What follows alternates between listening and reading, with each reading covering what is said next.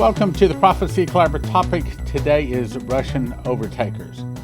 You know, I've been doing this 40 years and there's a lot of information I've run across. This is one of them that is probably one of the most complete pictures, a picture of what's probably coming.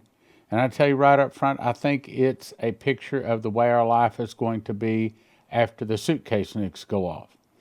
It could be Dmitry Duduman's warning where the Russians just destroy America, but I think I hope it's the suitcase nukes. So anyway, let's get started. Russian overtakers. This is Jim and Pattie Travoto, supporters of Prophecy Club, and they used to come to Prophecy Club meetings when we had them in Harris, Pennsylvania, as I recall. And she sent me this dream.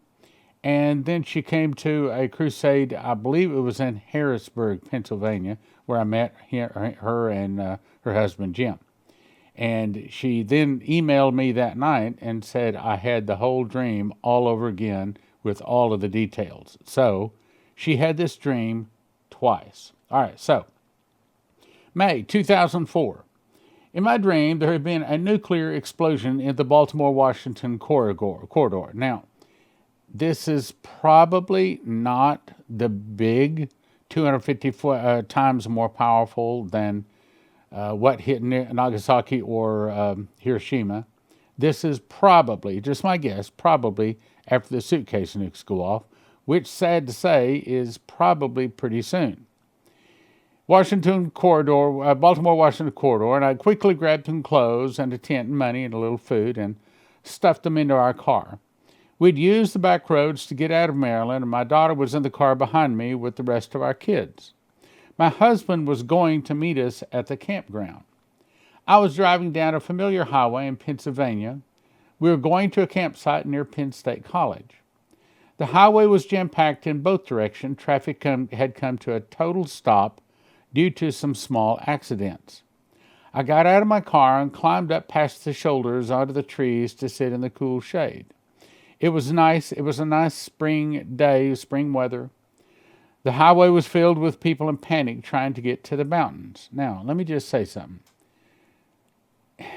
I know that naturally we think what we want to do is run off to the mountains or out to the woods someplace, but most of the prophecies I'm getting are saying shelter in place, saying shelter in your city.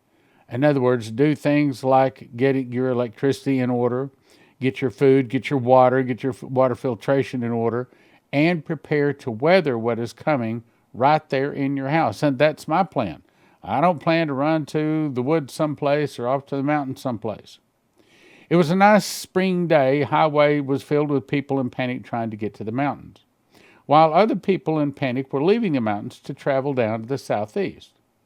Everyone was in a panic. 4 black helicopters came from over the mountain range. They started buzzing up and down the road. 2 left to go to the south. 1 kept circling the area I was in, while the 4th got out a bullhorn. Now, I also, when I first read this in 2004, before I had read this recent book on the Illuminati that gave me a world of better, which, by the way, you can download it free, at the download section of Prophecy Club. Just look for the word Illuminati. It's a free PDF book, and I've read the whole thing. And I guess it's one of the best books I've ever read in terms of understanding the Illuminati. It helped me to understand why our nation appears to be godly. As Christians that go to the church, things appear to be pretty normal, but in God's eyes, He sees everything. And He sees the people that are acting like Christians, but are actually serving Satan. He sees the rhinos, the Republicans in name only. He sees the secret things that people that say that they're Christians, but are really not. He sees what they're doing. 2 left to go to the south. 1 kept circling over the area and I was in, while the 4th got out a bullhorn, meaning there's a lot more bad people in America than what we realize. This is what I think the book has helped me to understand. It's helped me to understand why we can't get justice from things like Hunter Biden's laptop, why we can't get any justice. Why is it that we have so much evil ruling our nation? Well, that book explains it. It helps us to understand, help me to understand, that people all around us that we think are Christians, that we think are good people, are actually not Christians at all. The ones that openly say they're not Christians, they're not the problems.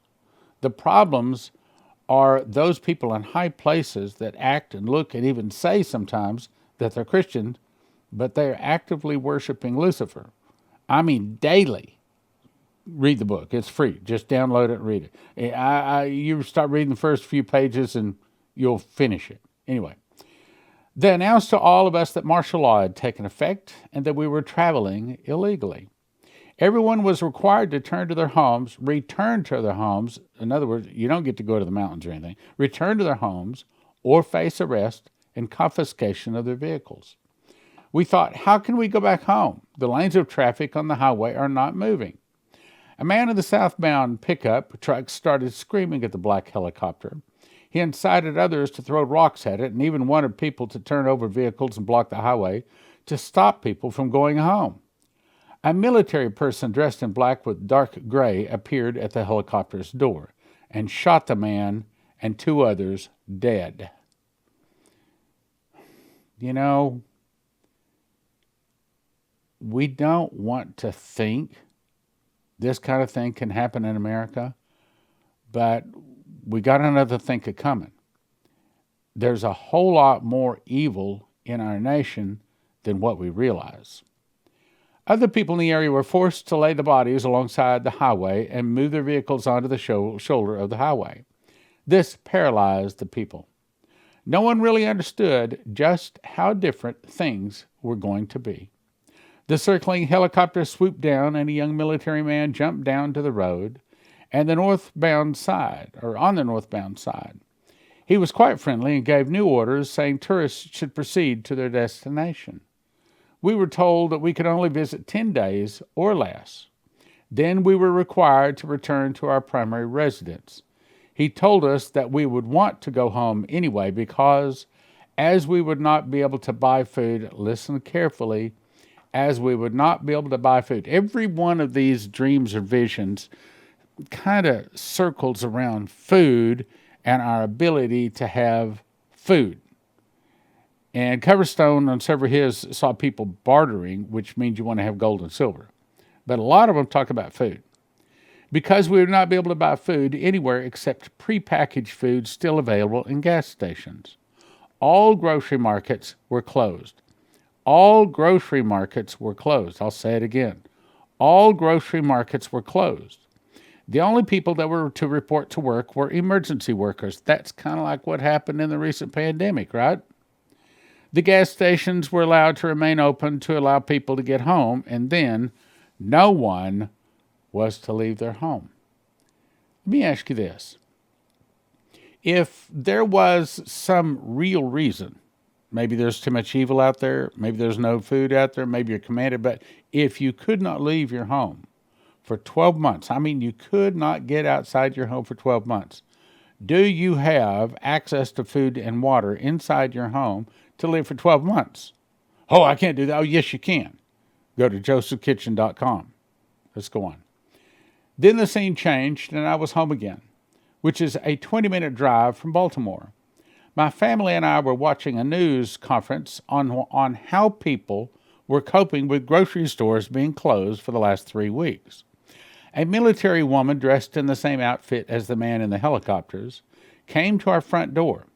She made sure we were home, then put something sticky on our door on which to later affix government papers. They didn't want these papers put in the mailbox. She handed us a large envelope of papers. The contents included a mandatory appointment,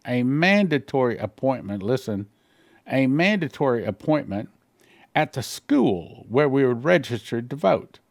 If you missed the appointment, you delayed getting food for your family. There it is again, food. Most people had eaten all the extra food. all people were required to share whatever they had, which, by the way, we Christians, that's fine, which is why I encourage you to get food, not just for you, but for your whole neighborhood, because you'll be sharing it. Not that you have to, but you will, but that we want to. We want to be able to, but look, I was on a radio program. This is during the Y2K days, just for Y2K. I remember the radio station was out of St. Louis. So you have emergency food? I said, yes. He said, so what are you going to do when people knock on your door and you want some, and they want food? I said, I'm going to give it to them. Okay, so what do you do when you run out of food? This smart aleck guy said. I said, well, what a way to die, trying to help your fellow man. I said, but I'm going to believe that God is going to multiply that food so that we have enough. But either way, when they come to the door, I'm going to help them. I want to help them. And by the way, when I hand them that food, I'm going to also be telling them about Jesus. That's the Christian way to do it. We all die. But what a way to die because you gave your food away. Most people had eaten all the extra food, and all the people were required to share what they had. Food was the primary problem everyone had on their minds. I better read that one again. Food was the primary problem everyone had on their minds. The government did not want anyone to have any food left in their house. Any person not sharing food they had stored up would have it all taken away and go to jail. When I arrived at our place of voting, only a few people were allowed in at a time. Tables were set up as when you vote. We had to go to an alphabetized table and state our name. We had to provide proof of who we were and how many people lived in our home. They confirmed this information with a computer. Anyone not registered would have to go to a sports stadium to get their paperwork in order to get food. No more Walmart food. Each family was issued something that looked like WIC checks. Each family was assigned one grocery store in which they could shop. The checks had food items listed and how many we could buy. For example, 2 16-ounce cans of vegetables, 1 pound of meat, 6 fruit items, fresh. We could only buy at our assigned store. Everyone could only shop if you were the registered shopper, and only one person per family could be registered to shop. Each person had one certain day in which to shop. I was assigned my assigned store. There were only a few people allowed in at a time. Once the approved people were in, the doors were locked until the maximum time was over, and then the next group was allowed in, and then the doors were locked again. I only had 15 minutes to shop for the listed items on my check order, and only 5 minutes for a clerk to process everything. Each hour, only 3 groups of people were allowed to enter. To ensure appropriate behavior, there were military-dressed guards with machine guns at various places in the store. Some people were assigned to shop in the middle of the night even. We could choose whatever brand of canned goods or meats, but the amount was very limited. My grocery cart was only 1/3 full, and it had to last us all week until the next weekly appointment, when we were given another WIC-type check with a limited amount of food listed to be purchased. Each person's check was commensurate with the number of people living at their legal residence. One could buy all the paper products and cleaners they liked. As I was paying for the allowed food, another customer became very irate with the little amount of food he was being allowed to get. He started yelling at one of the soldiers. The soldier slowly pointed his gun at him, pushed back his helmet, and stared at him a long time. This soldier, speaking in a Spanish accent, said, "Don't be so upset. This will not do you any good." He pointed at a military vehicle out in the parking lot. "Look, your Russian overtakers have had to live like this all of their lives. Now it's your turn." I'll read that again. "Don't be so upset. This will not do you any good." He pointed at the military vehicle out of the parking lot. "Look, your Russian overtakers have had to live like this all of their lives. Now it's your turn. Why? Because Jesus has divorced us because of our sin. He's like the sinful woman that is given the bill of divorcement and cast out into the streets. Now you can choose to believe that's not true. I think that we ought to know that that was coming before we even heard it from Vicky Parnell. I think we should be kind of expecting Jesus to do something like this and a whole lot worse for all the sins we've had. Toward the end of the dream, I knew that a nuclear attack was not a single attack, but actually many small, see, that's the reason I say suitcase nukes, many small attacks. Now, in 2004, we didn't know about nuclear suitcase nukes. I mean, we did because I heard about it in 1998, but it didn't register, okay? But actually many small attacks, and was accomplished through a Russian Spanish-speaking country alliance. All right, now let's talk about that a second. What was Dmitri Duduman told? The fall of America will start with an internal revolution in America started by the communists. Some of the people will start fighting against the government. The government will be busy with the internal problems. Then from the oceans, Russia, Cuba, is that Spanish-speaking? Yes, it is. Nicaragua, is that Spanish-speaking? Yes, it is. Mexico, Spanish-speaking? Yes, it is. So what she said, what she saw here, is only a further confirmation of what Dmitri was told in 1984. In the mouth of 2 or 3 witnesses, let a thing be established. Accomplished through a Russian Spanish-speaking country alliance. I woke with a very clear knowing of how easily people will cooperate with a new government just in order to get a little food. I saw how voting registration will be used to organize food distribution. I saw the entire dream again shockingly crystal clear, just as it was given the first time. Now, do you remember this one? This is a further confirmation. August 28th, 2020, Pastor Dana Coverstone. In this dream, I saw long food lines. I saw people waiting what seemed like hours, standing in line and not in cars. Why were they not in cars? Because the suitcase nukes had fried all of the computer chips. Their cars wouldn't start.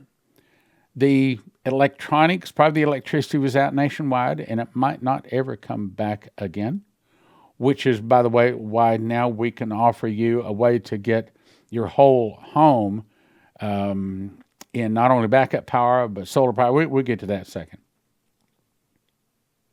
Seemed like hours standing in line, not in cars.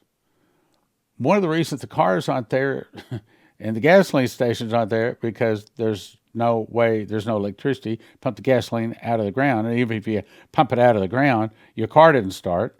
So there's no, gasoline stations. Another dream he had said he saw where it just looked like someone just walked away from the gas station. I saw ships and ports on both the east and west coast as they were just sitting idle, just as has been the case for the last 6 months. Not all of them, but many of them. There was nothing moving at sea. I saw a headline that said, "The Baltic Dry Index is dead." They said that nothing was moving in trade around the world. Well, it hasn't reached that bad state yet. But then the suitcase nukes have not gone off yet either. So if you look at the order of events here, when the suitcase nukes go off, apparently it stops trading around the world. I saw what looked like shopping malls that had been converted into shelters or living quarters. Like after the Hurricane Katrina, people sheltered in football stadiums. The businesses in those shopping malls were all shuttered. Why? Because all their electricity went off and there's no way that they can trade, so they just board up the business. I saw people on cots. I saw food outreaches. I saw people who were misplaced. By the way, do you want to be the one standing in line begging for the food? Or do you want to be the person on the other side of the table deciding how much and who you're going to give food to? You have that choice right now. And if you want to be the one standing in line begging for food, do nothing. If you want to be the person I want to be on the other side, handing out free food. And it may not be free. I don't know how it's all going to work out. But I want to be the one that has the loaf of bread, not the one that's begging for it. So I would suggest, if you want to be the one that has the loaf of bread, you go to josephskitchen.com now, today. Matter of fact, I understand they got some kind of special going on. You have to go there and check it out. The businesses in those shopping malls were all shuttered. I saw people on the cots. I saw food outreaches. I saw people who were misplaced. This was not like a homeless shelter. This was like something bad had happened, like maybe suitcase nukes. And people were in shelters. I continued to see shuttered properties. I saw people in homes wearing coats with closed curtains. Why are they wearing coats? Because they have no electricity and their house is cold. Why do they have closed curtains? Because when electricity goes out, then all of the evil comes out in people, and they're roaming the streets, kind of like it is in the Purge movies, and they're raping and pillaging and plundering, and so they close their curtains as a method of trying to keep people out of their house. That has been a consistent vision. People inside their homes looking out at what's going on. When I look at people looking out their curtains, I see more of this dark, gray, snow-like stuff on the road. What would that be? That would be fallout. That's what comes down out of the sky after a nuclear event, be it small, medium, or large, like a suitcase nuke is small. I see more of this dark, gray, snow-like stuff on the road. It wasn't pure white snow like after a first fresh snowfall. No, it's fallout. Suitcase nuke. I saw headlines reading, nationwide outages. Now, what does that mean, nationwide outages? It means the electrical grid goes down, my brothers and sisters. Matter of fact, I just got solar installed in my home, and I love it. I can't. Everybody comes over, I have to go show them. Okay, so I'm going to try to get this so you can see it better. But that's a live shot of my solar. And what it says right now, I'm pulling down 3.6 kilowatts. That's very little because it's gray and cloudy outside. But still, that's 3,600 watts. That's a lot, okay? My home is using 3.4, so it's pulling currently about 100 watts from the grid. But if you look at the bottom, my battery is at 7%. So that's the reason it's pulling from the grid. Now, I also have a generator backup, so yeah. For me not to have electricity, not only would the electricity have to go off, but they'd also have to turn off the natural gas. And that's a little bit more difficult, but not impossible for the Molochs to do. Nationwide outages plague the Southwest. I live in the Southwest. So that's one of the reasons I got myself a solar system on my house. Another headline said Americans don't know who to blame for the darkness. No, because the Molochs placed them here back in the late 80s, those suitcase nukes. There was 250 of them made. 50 of them, they think, got smuggled into America, and other prophecies have confirmed 35 of them are here. Now, one suitcase nuke in downtown Dallas kills the city, and I've explained that, so I'll move on. Americans don't know who to blame for the darkness. Some of the darkness stretched into Canada. It stretched north into Canada, but was not everywhere. I saw America with lights flickering. In other words, electricity. That's what he's saying, electricity. It was like the whole country outline of the United States of America, including Alaska and Hawaii. I saw vultures with food hanging out of their mouth. Why would that be? Because about 48 hours after the electricity goes off, all of the refrigerators and refrigerators have all reached room temperature. So now we're going to try to eat everything in the refrigerator we possibly can before it goes bad. That is, unless you have some kind of electrical backup. And about 2 days after that, it's all starting to spoil. So you got to gobble it up. And then when it starts spoiling, you got to just throw it out. And that's the reason he says he sees vultures with food hanging out of the mouth. In other words, all of America's refrigerators, after about 4 or 5 days, all of the food has to be thrown out. I mean, it's not the only person that's seen this, not the only person that said this. The vultures were heavy and fat with rotting food hanging out of their mouths. I saw depression as a creature with a face mask and a smile, but it was choking people, pushing them down to the ground. I saw the St. Louis Arch, and I saw people standing under the arch wearing very expensive, these are your Molochs, business suits and expensive watches. At their feet were large briefcases that reminded me of nuclear suitcases. I think it's funny because I had not met Dana Coverstone at this time when he had this dream. He did not know that there was such a thing as a suitcase nuclear bomb at the time. But that's exactly what he saw in the dream. Suddenly, all of the alarms went off. They grabbed their briefcases and jumped in black SUVs and drove off in all directions. Why? To go set off the suitcase nukes. So, I would suggest you go to cornerstoneassetmetals.com. Call them. It doesn't hurt to call them. Call them and say, hey, what do I got to do? How does this work? How do I get some of this gold and silver? How long does it take? How do I get you the money? And if I get the gold or the silver and I want to trade it back in, what do I do there?